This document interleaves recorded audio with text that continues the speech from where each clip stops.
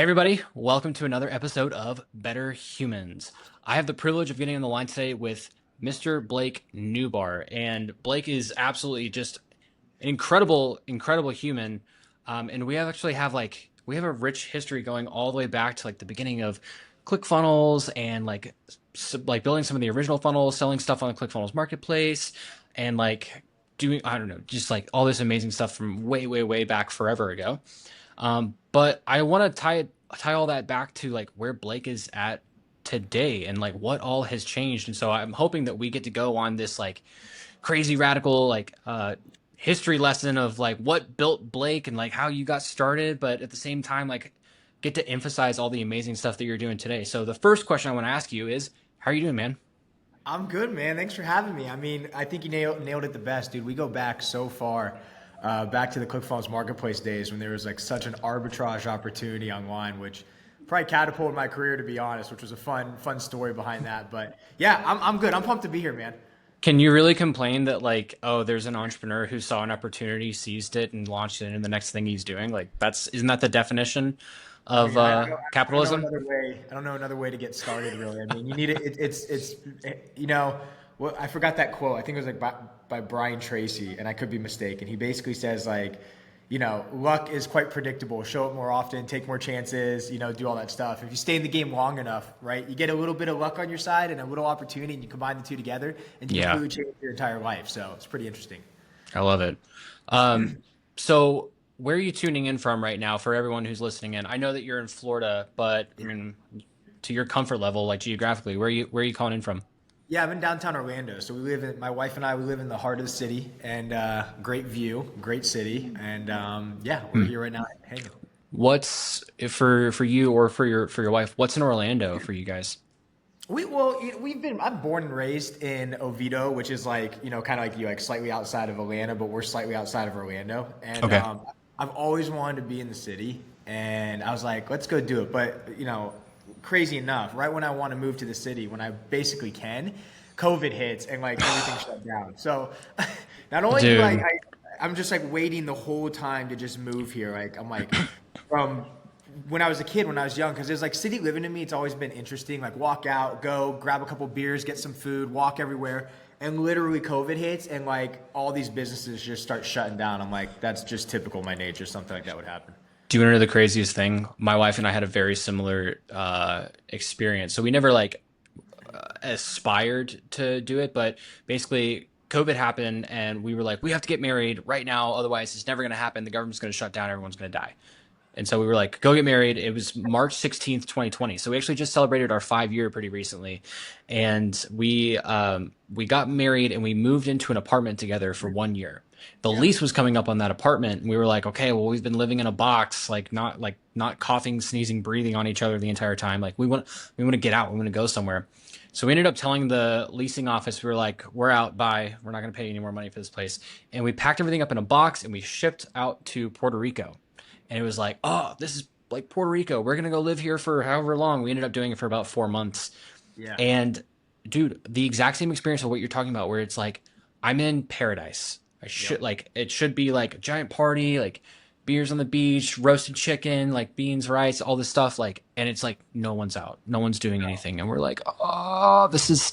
It's not the worst, but it was definitely like, I mean, you're in the grocery store all masked up and It was hand brutal. It was sanitizer. Oh God, it was the brutal worst. timing for the world, and yeah, so that's what happened. And since then I don't want to say stuck here because I totally have the freedom to leave. I've just been brutally lazy to pack all my stuff up and like search to go anywhere else. This like does it for me. So that's And I feel that I definitely like, well, because we moved back to what was familiar, and for a good reason, because we both, my wife and I, have a huge family right here in North Georgia.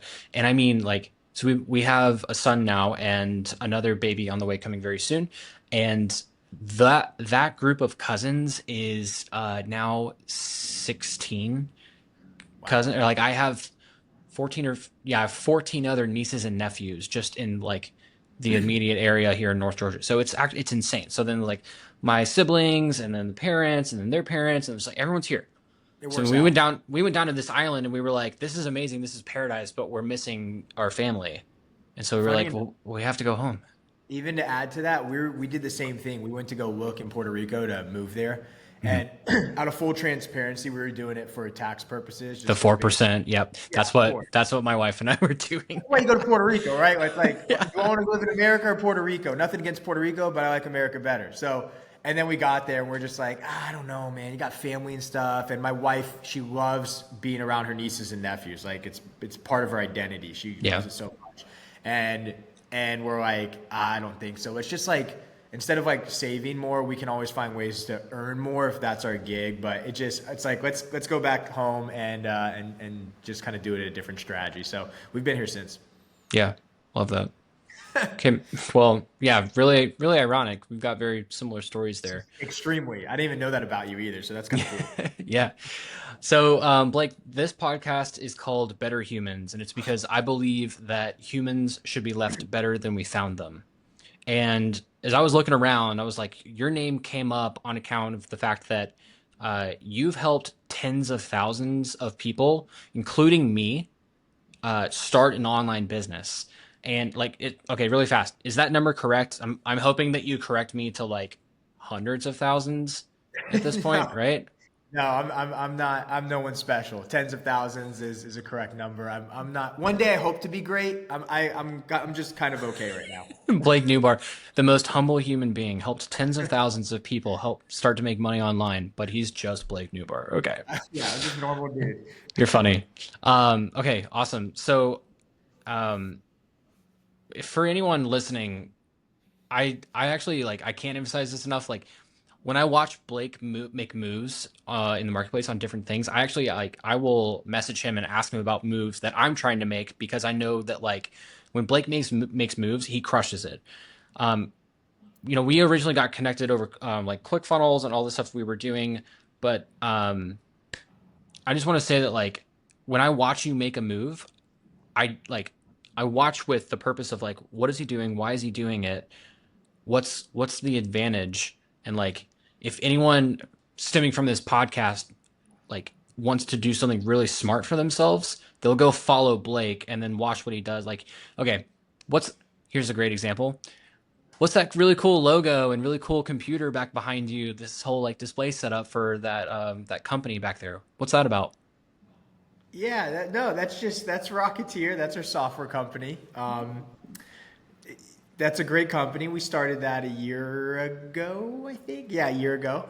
Um, and first off, just to go back to what you're saying, I'm fortunate enough to be surrounded by amazing people on my team, including my business partner Ace and other individuals on our team that they make me look better than what I am. I'll be honest. Like again, I'm Yeah. just yeah, but Well, I yeah, that's I I know try, that that's true in so many different facets. Not to knock you, but like we are our team. Like we are the yeah, correct. people who we surround ourselves with. So yeah, absolutely. Like Look, my job is I have a skill set to a degree, right? And I appreciate the kind words, but at the end of the yeah, day, it comes down to it's a team effort and everything, right? Like if you want to yeah. move fast on anything, you got to do it with the team. So yeah, we do some pretty incredible stuff here. That's our software company, Rocketeer.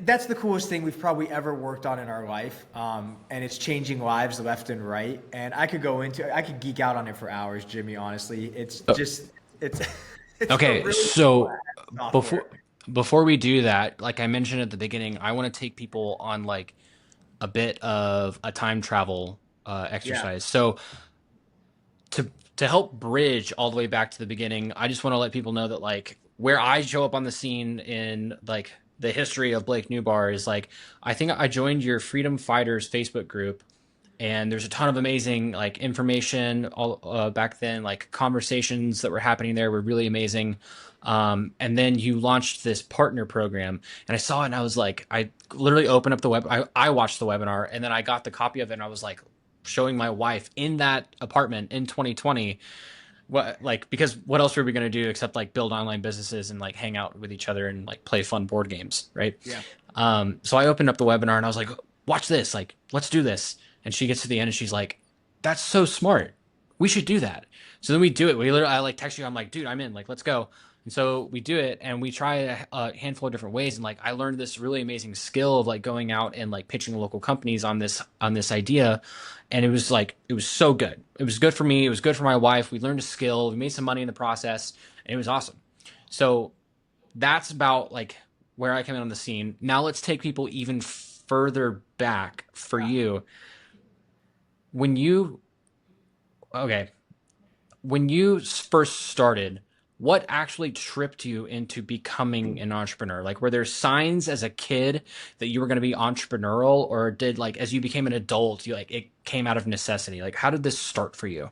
So I believe people at heart are entrepreneurs. I mean, the reason, humans have gotten so far to where they have in life is because everyone, whether they're aware of it or not, or believe it or not, whatever bucket or limiting beliefs people may have, I look at everyone, I'm like, everyone's got that entrepreneurial spirit no matter what. And that wouldn't be the case if, I mean, we've gotten so far as a result.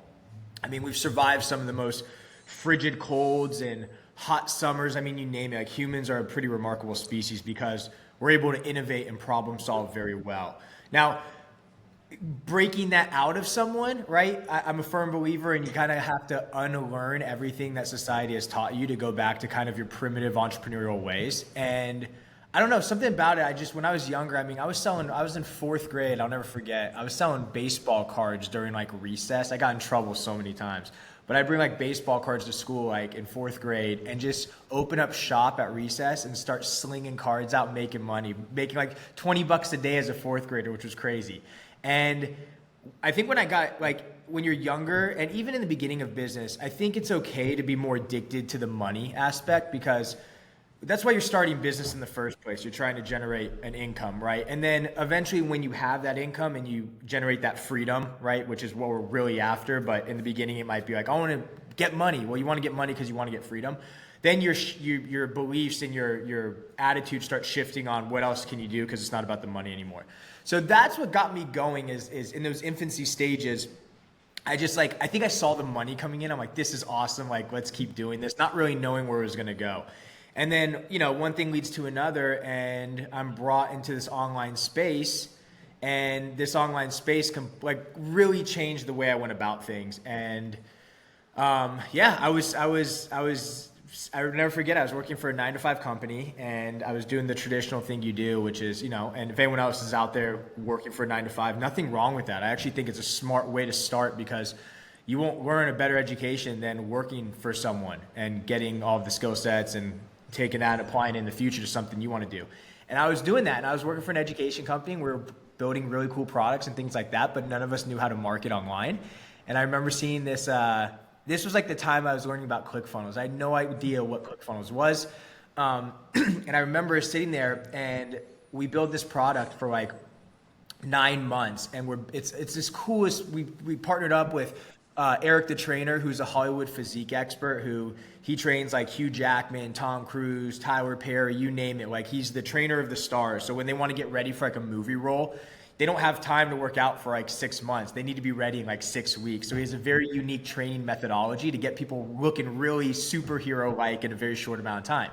And we thought, like, let's take this ideology, this training mechanism, and let's put it into a personal training certification course. It'd be awesome because when we go to the gym, right, everyone might say like, yeah, like, I want to lose weight. But what they're really saying is I want to look good at my class reunion. Like, everyone just wants to look good, look and feel good. So we build this course out. We do everything. We spent like 9 months on it, and like we couldn't sell it. Like, we just had no idea how to sell this thing. And I remember handing it over to the marketing department. We're like, hey, you guys, like, this is where you come and you try and sell it. They couldn't do it, and I was just frustrated. So I remember going home that night, and it's like late already because I was at the office late, and I opened my computer. I'm sitting on my bed. I open my computer, and this guy named Russell Brunson just comes across my feed on an ad on Facebook. And I'll never forget the ad. The ad was weird marketing experiments to increase traffic, conversions, and sales online. And I think he was at his house. I'm not sure. I don't know if Russell has a basement or anything, but I remember he's like, I'm walking down in my basement or something, and he gets on a whiteboard. He starts doing this like 90-minute, at the time, it's a VSL or webinar. I didn't know what any of this stuff was. I just remember I was like, oh my gosh, this is how you sell stuff online. And I remember watching it twice. I was so I was so intrigued by it. Now it's like 6 a.m. now because it was already late. And, Russell was teaching me for the last 3 hours. I run into the office. I sketch out our first ever sales funnel, and I have it to this day. I have it inside of our ClickFunnels account, our first ever sales funnel I've ever did in my life. Are you serious? It's still there. I'll never archive it. It's right there. First one ever. Like I've only showed like a few people it, but it's hilarious. Yeah. I want to see it. Yeah, it's wild, man. That's so cool. Show you anytime. Yeah. So I have no idea what I'm doing. So, and if anyone's watching, right, and you're like trying to get started online stuff, please understand we all are terrible at first, and that's okay because I was net negative in terms of how bad I was. So I built out this funnel, and I go to the marketing department. I'm like, hey, like instead of driving traffic to whatever you're doing, just bring it to this funnel thing. And they're like, all right. And they start driving traffic to this thing, and we created the sales message, we created a webinar, we did all this stuff, and we launch it, and we go and we present this thing, and no one bought. Not a single person purchased this thing. And I remember being so frustrated. I went outside, I started like cursing to myself, just like, F this, just so upset. I was like, another failed idea. And then I remember I walked back in, I did the lamest thing you could probably do, but I was in total desperation. So I went back to my computer and I just like wished for a second. I'm like, come on, like let's get a sale. And I refreshed the computer. And we got our first sale for like $797 ever. And it completely changed my life. Walked in the next day, quit my job, and set out on a journey to figure out how to become like really good at digital marketing online. And that was my background. Okay, hang on. So you build this funnel, and you hand it to the marketing department, and you're like hoping and praying over this period of time, like, and then you finally get to the point where it's desperation. You're like, please, someone make a sale, and you hit refresh. $797 comes through. You immediately walked away and said like, I'm done with this, or like was there a period of time? What happened? Went crazy in that moment, not like insane. Like to this day, if I make a $5 sale, I like smile like a little kid. I'm like, I'm ridiculous. But so I celebrate that day, but that night I started thinking like because what happens, and I think I can speak for a lot of entrepreneurs, when you make your first sale online, it infests your mind like a virus on like what's possible now. Yeah. And the next day I walked in and I quit my job, which was it was probably the dumbest move to make in my opinion. Like I probably wouldn't recommend anyone to do that, but I was just so excited, and given my nature and my addictive personality on things and my past of like what I've done before with like selling baseball cards and believing in myself, I was like, let me just go for it. So I walk in, I quit, and I basically set out on a journey, and I start trying to earn an income for myself online. How old are you at this point? At this point was 2016. So I was, how old am I now? 37? Oh my gosh. 30. Okay. 20 years ago? 29 years old, 29 maybe? 29? Something before 30, I think, if I'm doing my math correct. Yeah. Okay. 28, yeah. Okay. So at this point in time, because like you can't just like blanket statement like everybody quit your job and go do entrepreneurship. Like that you can't say that. But if the right conditions are met, I mean, surely someone might come along and like hear your message and be like, okay, like if Blake can do this, I can do this. But like if the right conditions are met, right? So like, are you married at this point? No, I'm single, no kids, no wife, no girlfriend. Right. And you like what do you owe like rent and a car payment probably, right? Yeah, like I'm eating like peanut butter sandwiches, no car payment, low rent. Yeah. So like it doesn't go lower, it only goes higher from here, right? So right, it was doable, right? Like again, that's why I said like even for me in the moment, like it was dumb to do that, but I was just so excited, and I was like, I knew that my situation permitted for a fact of like in the worst situation, what would happen is I could just go back and get another job. But in the best situation, I'm buying time back, investing in my skill sets to apply to something I want to do in the future. So two very risky sides, but I think I wanted to go out I wanted to trust in myself first and put the risk on me first and see if that worked out before I could always go back to safety land and go get a job if I needed to. Yeah. Gotcha. Okay. So that was the move there. What What happened with that funnel after you left? I mean, like, did they start getting more and more and more sales? Like, did you keep up with any of that? I had no idea. No, it was walked away. I don't think they're in business anymore. Hmm. Because we were probably the beating heart of that side of things. Yeah. But yeah, it was I just had to do it. I had to go figure this out because, again, Russell Brunson infested my brain like a virus. I'm like, well, so I humbly blame and love him at the same time. But I blame, all jokes aside, I love him for that because it was like that moment.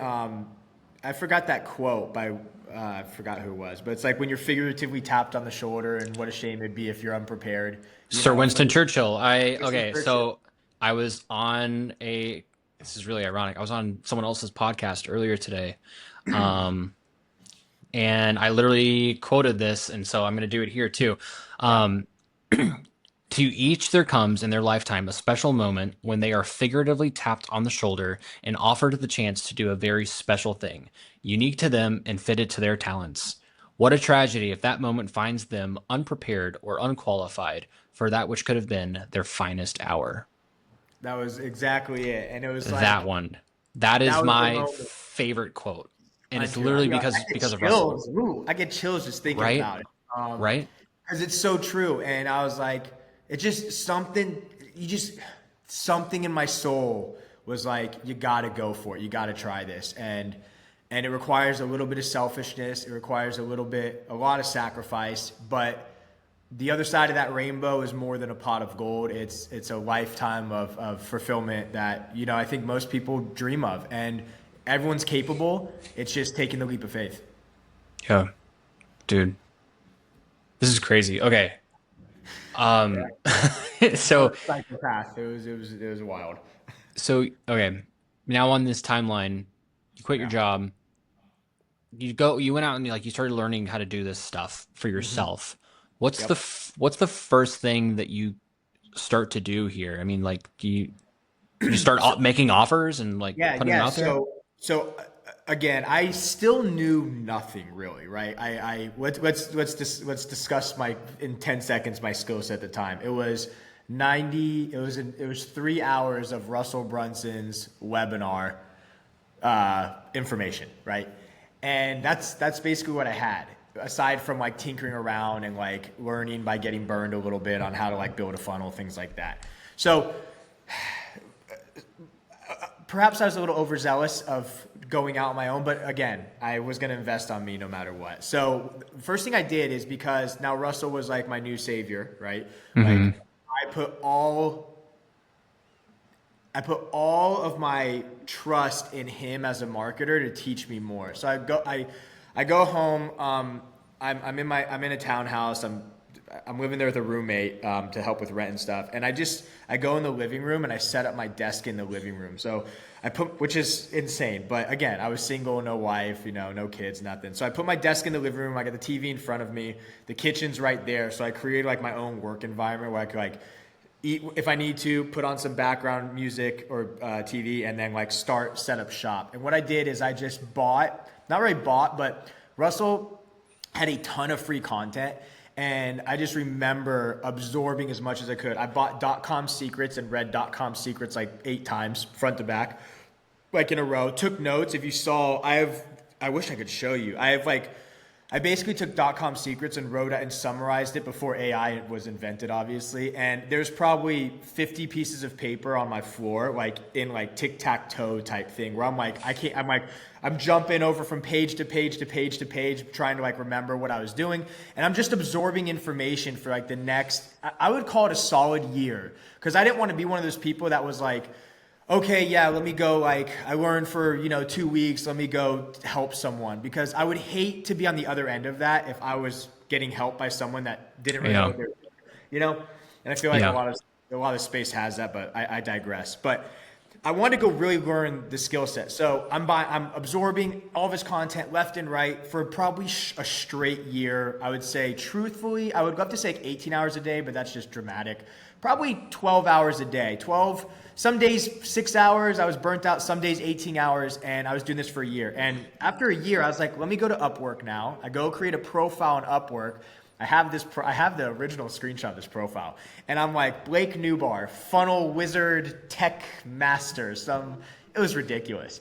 And I create this profile, and I'm like, hey, I will build your funnel. Like nothing crazy, not like do launch campaigns for you or any of the stuff I've acquired over the years, but like I will go build you a solid sales funnel. And at the time, Jimmy, if you remember, sales funnels were just relatively new. Like no one really. No one knew about it. But Oh, hey, by the way, I think I figured out what I'm going to title this episode. Better Humans, Blake Newbar, Funnel Wizard Tech Master. oh That's gosh, it dude. was There so it is. ridiculous. It was so ridiculous, man. I was like, it was the corniest stuff, but I'm corny. Yeah. Anyway, The problem was like you said sales funnel and people were like the thing I used to put gas in my car. Like no one oh god, I understood had no funnel idea. at Yeah, all. like very few people knew it at the time. But I create a profile on Upwork. I start putting that out there. I start getting gigs, and I start making like, and at the time, I was charging $18 an hour, and it was gold for me. I'm like, oh my gosh, I'm making my own money. I remember going to my mom's house in St. Petersburg and being like, I can go stay here for a week and just work here from my laptop. And like, I wasn't making anything where you'd be no one's impressed about, but it gave me for the first time in my life what felt like freedom to go do Yeah. whatever I wanted to. And that was the most. There's no amount of money in the world I could have. That was the moment I like was the biggest shift where it's like I was doing what I'm doing, and now I can do what I want. That was the most pivotal moment, and that was the shift, is providing those services for people. Yeah. So that's huge. Actually, I see that if for anyone else who maybe is finding themselves in a similar situation right now, like maybe you're exiting college and like I don't know, it's just not what you thought it was going to be. And you get out and try to go to the job market and jobs just aren't what you thought they were going to be. Like if you basically have no responsibilities and no debt, like, and it's only up from where you're at, like, so like you started making money and you're like, this is what freedom feels like. And I would actually argue that like, even though it wasn't that much money, it still was freedom because of the ratio of your expenses to your income. Basically Exactly. felt like infinity, right? Like, oh, I don't have to Yeah. pay anything and I just get all this money. Like, amazing, It right? was But magical. then, but then as like an entrepreneur and like hopefully like for any men out there, like you find someone who you're interested in, you want to help like take care of them and provide a life for them, and maybe marry them and things like that. And then you have children, you feel like you need to provide. It's like okay, now your responsibilities and your like your expenses are going to climb, climb, climb, climb, climb. You have to start solving creatively and getting paid based on your creativity, how to go out in the marketplace and provide enough value so that you still have that feeling of infinity on the ratio of income to expenses, right? Exactly. So Exactly is right. that what we're all just chasing infinity? I mean, yeah, and even to aid to that too. It's so true because you just have to. You would think that I used to think that if you get a wife and you have kids and you put more baggage in your life, it becomes harder. And it can to some, right? Because, like, I think one of my biggest competitive advantages is that I didn't have any of that in some of my most golden years of work effort, I would call it, right? But then I've talked to people too, they change my perspective on it. They're like, you would think that it's those moments it becomes harder, and it can. But some people, it's those moments they become 10 times more aggressive because they're like, I do have a wife now, I do have kids to feed, I do have a lot of bills, and no longer are they chilling on the couch watching Netflix per se, just for lack of better examples. They're more aggressive now to provide excuse me, You're good. for their family. And as a result, I started looking at it from a different vantage point. I'm like, yeah, that would make sense. What you think is the thing to hold you back, a lot of the times becomes the catalyst to push you forward more aggressively. And I thought that was a really interesting perspective to view from. That's exactly the situation that I have put myself into right now. So earlier I had mentioned that we have one baby and we've got another baby on the way. I'm actually 7 weeks out right now from becoming a double dad, right? So I'll have two Yeah. boys, two under two. And I was talking with somebody else on a podcast. Her name's Sarah. And so I told Sarah, like because she was like Jimmy, like you're voxing me back and like you're holding your baby while your baby's asleep and like you're just like you're doing business and doing fatherhood all at the same time. This is amazing. Like why, like, but also like why are you doing that? And I said because it's never going to be easier than it is right now. It will only be harder from here on forward. And I wish I had recognized that before I even became a father, like maybe before I got married, but especially so like right now. in the next 7 weeks, it will never be easier to be an entrepreneur than it is right now. And then my next son will be born and everything will change. And it will, at that point, until the next big life event comes along, it will never be easier to be an entrepreneur until that next thing comes along. That it will Correct. increase the hardship and increase my capacity for being a man, right? Exactly right. Yeah. Experiences, I think experiences are the things that define, not define, but experiences are what generates that motivation. And it's whatever experience hits you, you go one of two ways. You become less motivated or you use that as fuel to the fire and do other things. And that Mm-hmm. can be the same as me, right? Because I just have a wife, right? We have no kids. I have very low, in terms of added things in my life, let's call it. And I could use that and be way less motivated. Like, who cares, So I think a lot of the decisions people make from an intrinsic value, like a lot of mindset stuff, is going to be geared around any type of Mm-hmm. experience that occurs and how you react to it, and that can define which direction you go. Okay. Yeah. Yeah, dude. This is like that's everything that I'm like that I made a personal decision for myself. Like I'm absolutely tracking with that idea. Um, And when you realized your wife was pregnant with your second kid, right? You instantly were like, let's move even faster. yeah, it was.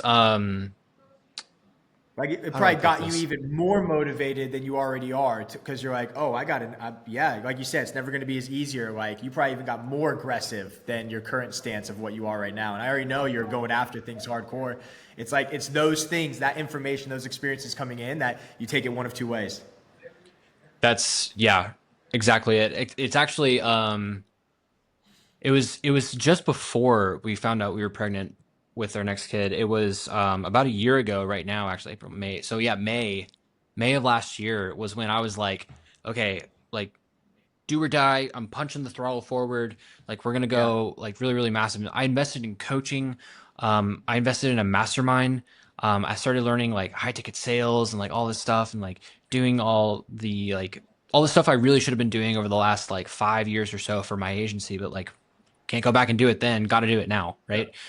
So it was amazing because like by the time I had made my first sale in this new paradigm of like of what my agency is offering, it was like okay, boom, one, and I'll just like I don't mind talking about it. It was a $15,000 contract, right? Yeah. Whereas before I used to operate in the realm of like 3 to 5 per client, and so it was like okay, boom, $15,000 contract, and I was like this is amazing. And literally 1 week later, the next person comes along, wants the exact same thing, and I'm like, I just sold this person $15,000. Do you want it too? And they were like, yeah, I want that. And boom, another 15.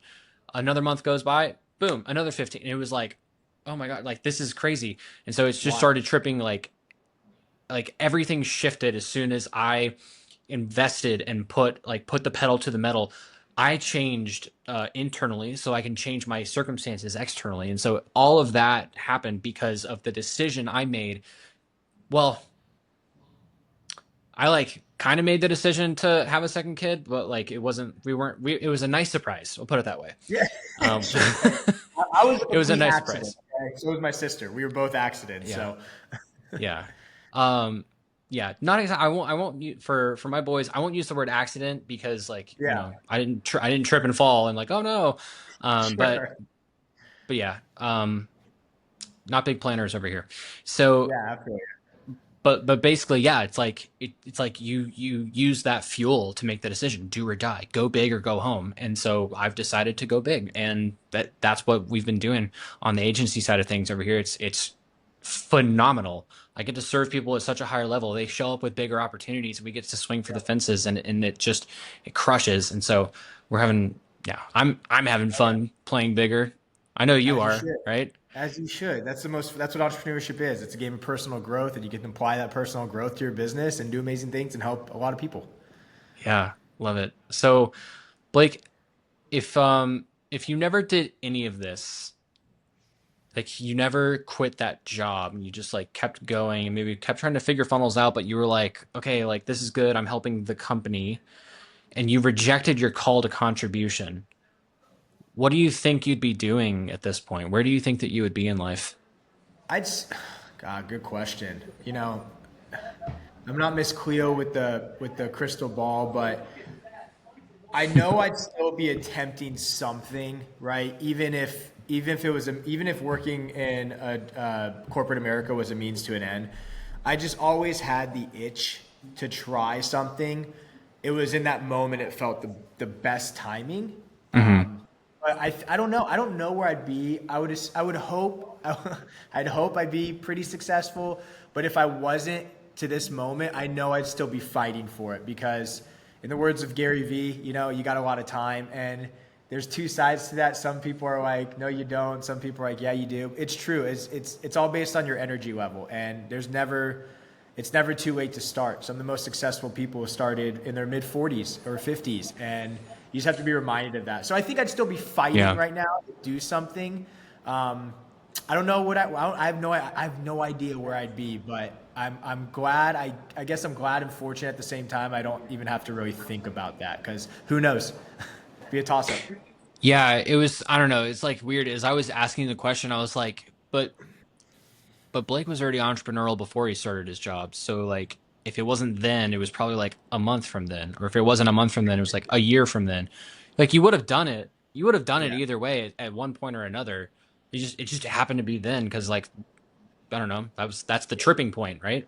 And it's very simple, right? And a lot of people might not understand this, but it's very straight to the point. You cannot fail if you do not quit. That's really what it is, right? Like you're gonna Yeah. always find a way to pivot and make adjustments and changes, right? You know how many times my business partner and I would work on things and scrap them. I have a graveyard of things we have worked on 6 months, a year. We have things we've worked on 2 years, and we're like, well, yeah, screw that now. And the next day, we come back in and we start something brand new. And a lot of people would look at that and go, "You're psychopaths, right? Like it's Yeah. over, you're done, right?"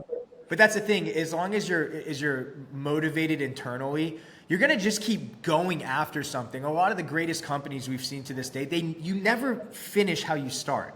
I don't know one company that's finished how they started. It's always something typically different than how you Yeah. originally intended. And as long as you do not quit at it, and I promise everyone this, as long as you do not quit at what you're working on, I promise you will have success. It is going to be a 10 out of 10 as long as you do not give up. You will find a way to maneuver it until it starts working. Dude, it's so good. I actually just recognized something that so year long or 2 year long projects, like that's something that I'm kind of accustomed to. Stuff that you have to work on kind of like in the shadows behind the scenes. And it's like you guys aren't you don't subscribe to the fallacy of sunken costs. That like, oh well, we've spent 2 years on this. We really should launch it to the marketplace. It's like, well, if it's not gonna work, chop it off now. Let's move on to the next thing that will work. And there's a ton of people who get caught up in that like because I've been doing this for so long, I have to see it through to the end. I actually used to believe that like because growing up, I wasn't allowed to quit things. I actually had such a I was I like not to just like brag on myself, but like I was very good at baseball growing up. Yeah. So much so that like even going into high school, people were like kind of like looking in my direction for like scouting colleges and stuff like that. Um, I quit. Like I got to the point where I was like, they wanted me to practice outside of practice that I already did 4 or 5 times a week, and I was like, guys, I have homework. There's girls. I want to like hang out with girls, and I don't know, like Enjoy life. hold hands or whatever we did back. Yeah, you know what I'm saying. Um, so like I wanted a life, but it was like, man, I've been playing baseball for over a decade at that point. It was like my parents were so invested in it, and I was like, no, I'm not happy. Like, and so Yeah. that for me is like that's a fundamental lesson that I'm glad that I did like decided at that point. It was really tough for like everyone says, oh man, if Jimmy still played baseball, like who knows where he could have been. Like I know where I'd be, miserable. Like Yeah. that it would have sucked. But it was really good. I recognize that in you and your partner that like you guys aren't afraid to chop this thing off that has been growing for 2 years, and so Yeah. that's really really good. Yeah, and you got to be happy, right? At the end of the day, like when I'm saying if you won't fail if you can't quit. If you're miserable, winners can quit at things. Someone can come in and do something they hate, right? And you can be successful with it. But at the end of the day, if you're just not happy doing it, like eventually it's gonna fade and it's gonna go wayside no matter what. So Hmm. I hate the term fall in love, like have a like when someone says have a passion for something, they're like, just fall in love with something and do it. I don't really believe that necessarily because there's a lot of passions that might not make money. You need to fall in love with solving a big problem, and it's when you fall in love with solving a problem instead of finding something you're passionate about.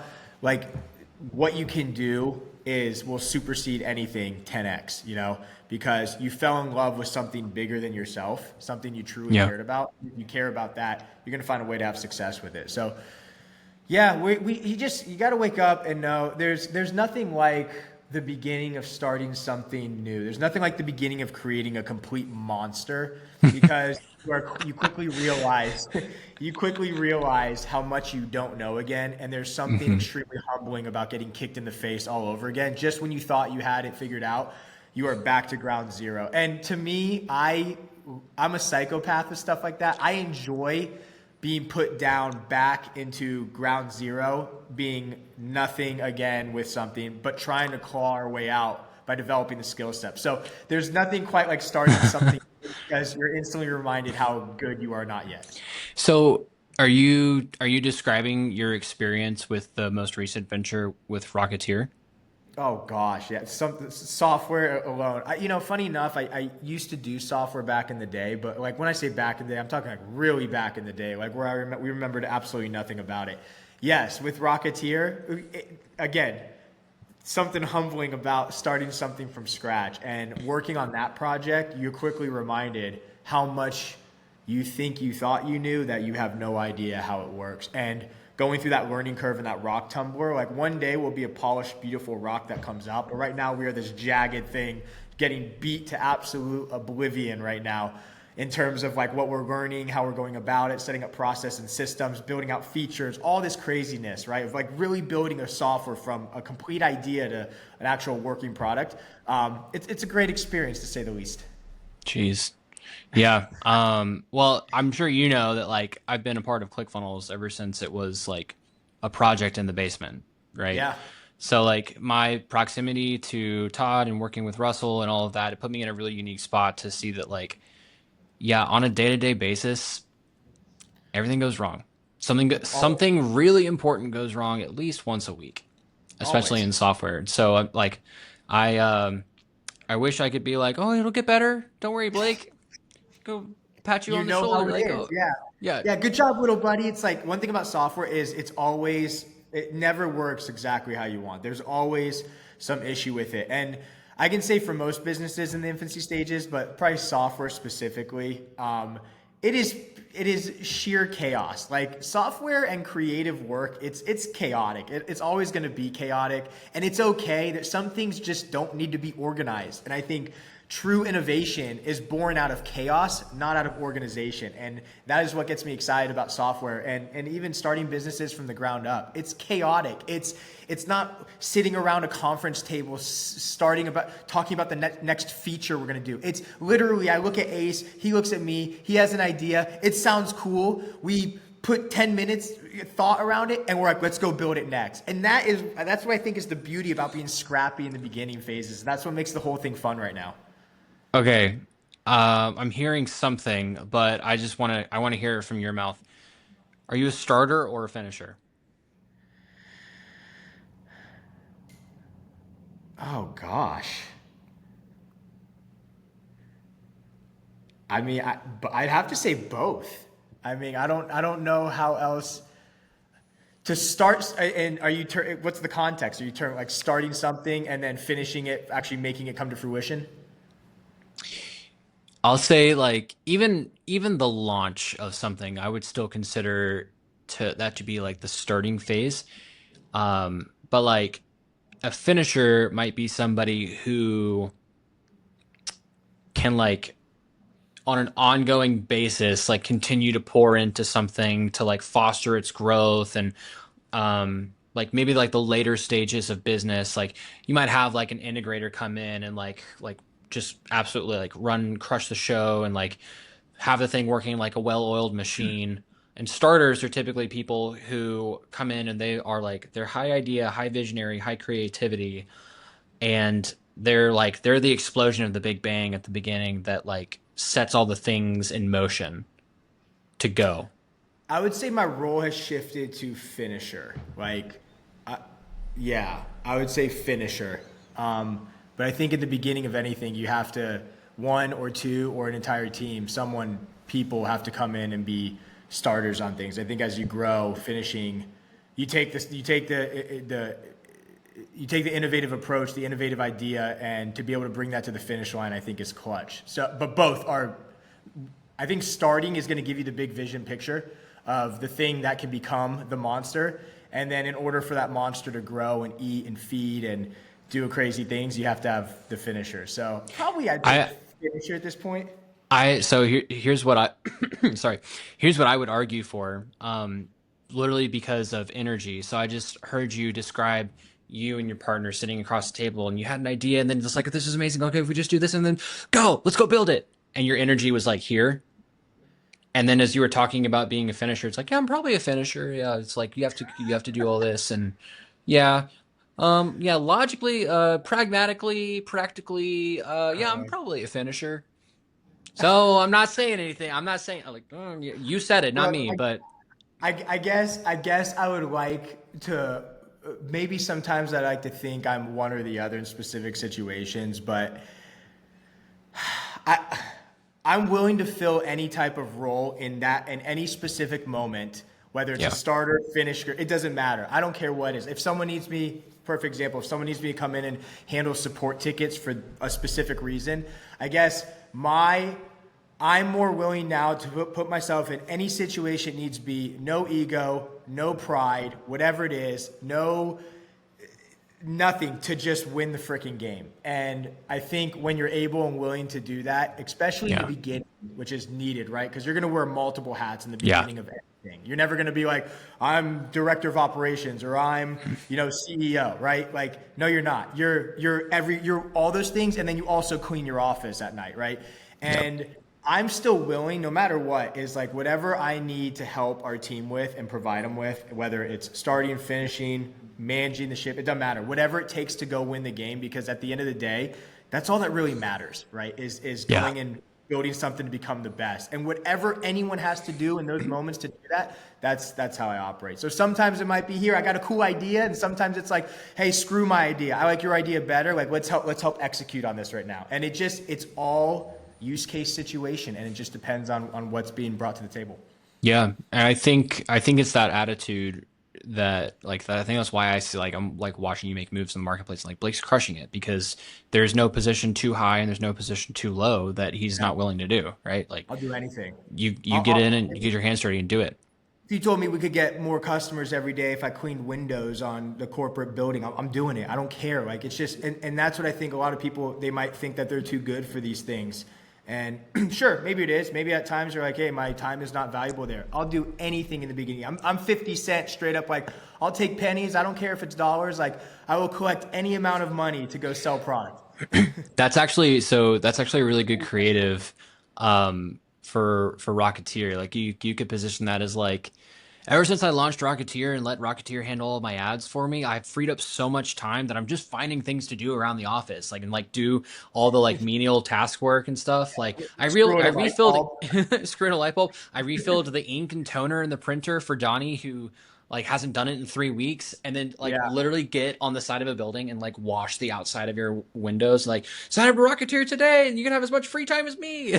Trying to find anything to do. Yeah, that's a cool ad concept. So Dude, that that's is a a cool really cool ad ad. concept. Yeah, an ad concept that we actually launched in Rocketeer. We create the ad that we launched in Rocketeer that gives us free time because of Rocketeer. It's like That's this. It's so like the good. full circle. Rocketeerception. I love it. Yeah. Okay. Right. Hey, so actually, dude, dang it, we're getting close to time. So, okay, first thing, I want to make sure that people get connected to the right spot for you. So, just really fast, like, where's the best place for somebody to get connected with you and find out more about like what you've got going on? Just connect with me on Facebook. Just send me a DM or just post on my wall or just comment on a post or something, and just go to my Facebook. It's just Blake Nubar, and that's where I'm the most active. So, and from there, Mhm. we'll chat and talk shop. From there, you go down the funnel. Whoa, no, I'm just kidding. There you are in my world forever. Haha. Yeah. You'll find me there too. I'm just kidding. So, um, Okay, my last question to you is like we talked about it kind of briefly, but like 2020 to 2024 was just this wild time of like everyone's collapsed in, shut down, shrinking economy. But now we're in a bit of like a new wave, new economy here in 2025, and probably will be throughout the next few years. Um, for your business, for your businesses, what are you looking forward to the most in the next few years, and where do you believe that you and the team are going?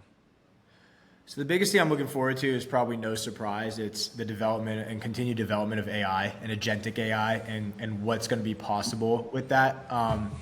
You're seeing such radical, aggressive, and explosive shifts with how AI is advancing in terms of making everyone's life easier. I don't think it's going to replace us. I think it's going to be like the tractor to the farmer. It's going to assist us if we do it correctly.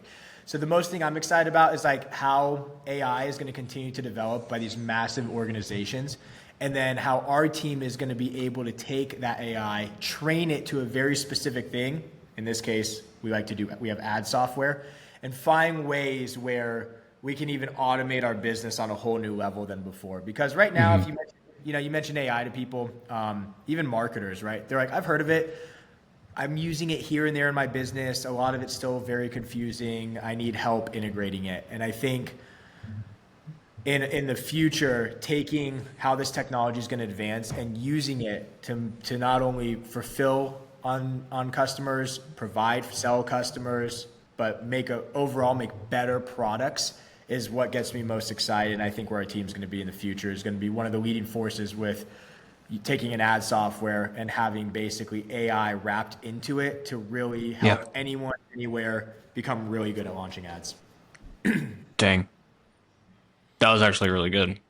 Yeah. I'm lo- And I could totally be wrong, but that's just, if I was going to bet my last bottom dollar, Yeah, it's going to be on that. that's great. So you think that the AI overlords are going to let you build ad software out of, no, I'm just kidding. Yeah, We'll if see. they don't stomp us out, right? Yeah, Yeah, we're gonna. Our goal is to be one of the leading forces behind it. You know, you want to man. launch an ad on a blimp, you want to be at the gas station pumping gas, and you see an ad. We want to be the platform you can come to. Yeah, that's awesome. Yeah. I've joked with some folks about like Neuralink. Like, could you imagine the ads through Neuralink? You wake up in the Oh my morning, god, it's you're like just come like down to your local gas station, hot dog yeah, and gas for 5.99. you're just like wondering why you hear voices in your head, but it's just Neuralink the whole time. Dude, that would be insane. Yeah, well, it's Oh, coming. quick final question. Do you Yeah. think that Elon Musk is already Neuralinked? Ooh, that's a good question. I never even thought about that. I don't think he is, but man, I would not be shocked if he Because was. like entrepreneurs are operating here and he's kind of like operating up here. Do you call It that makes it makes sense. I mean, his ambitious level is through the roof, right? Because that's right? entrepreneurship in a nutshell. It's not necessarily who's smarter. It's the most ambitious person. It should be the biggest threat. That's who wins. Hmm. Who's willing to go the distance. And I think he's got that in him. I wouldn't be surprised if he was, but if I was Elon, I would probably test it on people first and then be like, okay, we worked out the kinks, and then I'll do it. Yeah, that's probably a good idea. Yeah. Yeah. So I that's love it. probably what he's doing. Okay, man. Well, hey, I appreciate you. Thank you so much for coming on. Y'all go on Facebook, go get connected with Blake, go friend him, like him, follow his stuff. It is very much worth your time to go follow Blake, do what Blake says, and go sign up to all the things that Blake offers. He's helped me make money online, and he can absolutely help you guys too. So yeah, Blake, thank you again, and we'll see you all on the next episode. I appreciate it, Jimmy. Thanks for having me.